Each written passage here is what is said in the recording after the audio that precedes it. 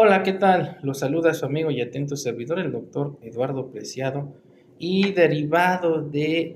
los videos que les he compartido en relación a mi intervención en distintas audiencias en materia de oralidad penal, es que me solicitan desarrolle un video donde explique en qué consiste la teoría del caso y cuáles son los elementos que componen o integran dicha teoría. Ello derivado de que han observado que la Fiscalía al momento de pretender formular su teoría del caso,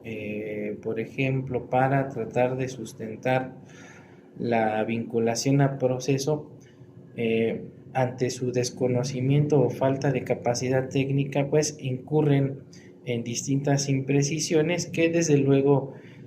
son materia de objeción por su servidor y en su caso por parte del juez de control para emitir una resolución de no vinculación a proceso. Esclarecido lo anterior, pues es importante precisar que para entender cuáles son los elementos que integran esta teoría del caso, en primera instancia debemos tener presente qué entendemos por dicha teoría. Y en ese orden de ideas, de manera muy sencilla, su servidor considera que la teoría del caso no es más que la verdad histórica de cada una de las partes en relación a un hecho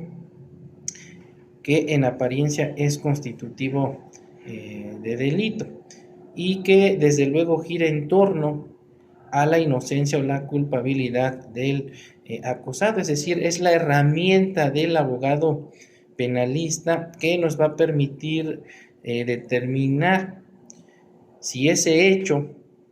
con apariencia de delito efectivamente se encuentra sancionado, tipificado y sancionado por la legislación penal, y en su caso me va a permitir resolver sobre la inocencia o la culpabilidad del acusado. Ahora, esta teoría del caso se encuentra integrada o compuesta por tres elementos. El primero de ellos es el elemento fáctico, que comprende las circunstancias de modo, tiempo y lugar de cómo aconteció ese hecho aparentemente constitutivo de delito, y que lo voy a obtener desde luego no de la simple entrevista aislada de lo que es la víctima o ofendido, como erróneamente lo creen los ministerios públicos y como lo pueden observar en algunos de los videos que les he compartido, donde se limitan a dar lectura de la entrevista del denunciante o querellante.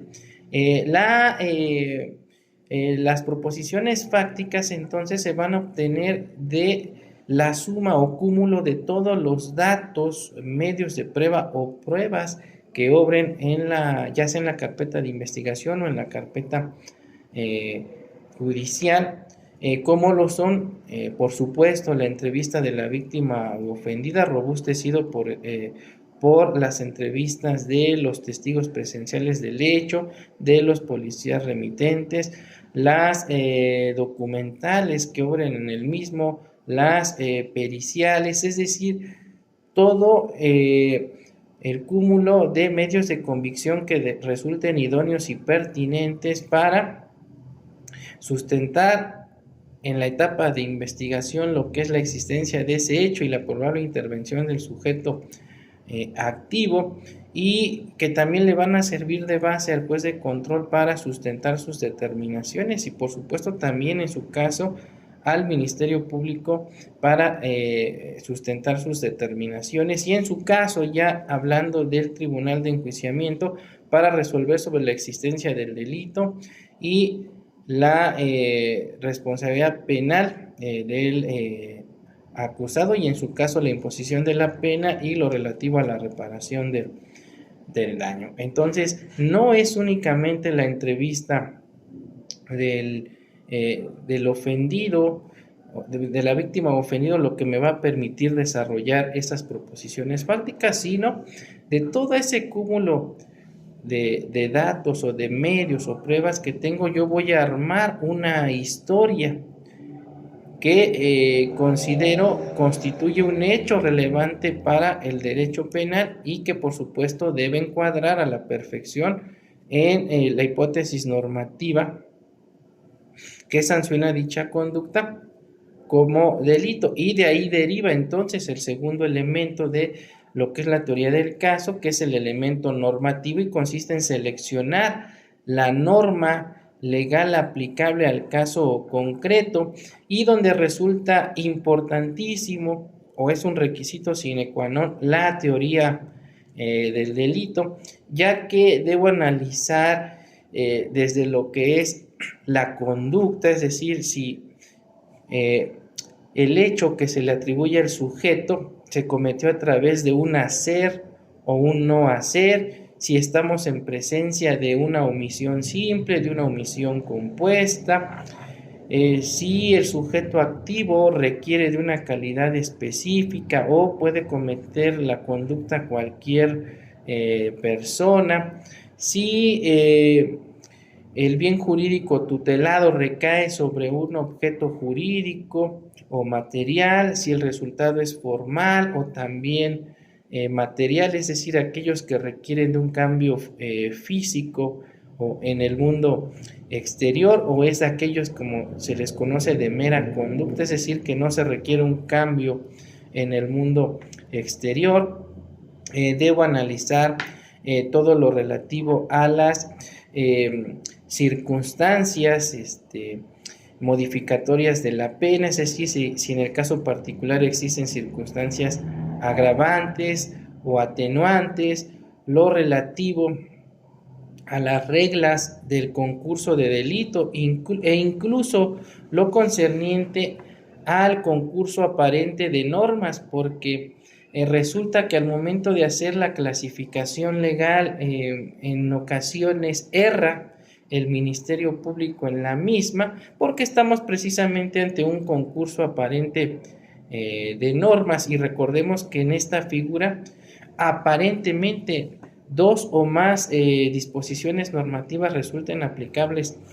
a un mismo hecho. Sin embargo, es una apariencia, ya que existen reglas para resolver ese concurso aparente de normas, como pudiera ser el principio de especialidad, donde si una determinada conducta está regulada en dos ordenamientos, uno de carácter general y uno especial, la norma especial prevalece sobre la general y entonces se excluye a la segunda. Y finalmente, mi tercer elemento se refiere al probatorio, es decir, una vez que yo seleccioné ese hecho y he creado mi verdad histórica del mismo, y también ya subsumí dicha conducta en la norma legal que me va a servir de sustento para el desarrollo de mi teoría del caso, debo verificar o corroborar que lo que yo estoy manifestando se encuentre soportado por medios de convicción que sean idóneos y pertinentes para sustentar mis afirmaciones ante el órgano jurisdiccional. Entonces, en conclusión, la teoría del caso la vamos a utilizar, o es la herramienta del abogado penalista que vamos a utilizar desde lo que es la etapa de investigación inicial, incluso o mayormente en la audiencia de juicio, cuando formulamos nuestros alegatos de apertura y nuestros alegatos de clausura. Espero haya quedado clara la explicación en relación a lo que es la teoría del caso y sus elementos, y cualquier situación pues estamos aquí para servirles. Hasta pronto.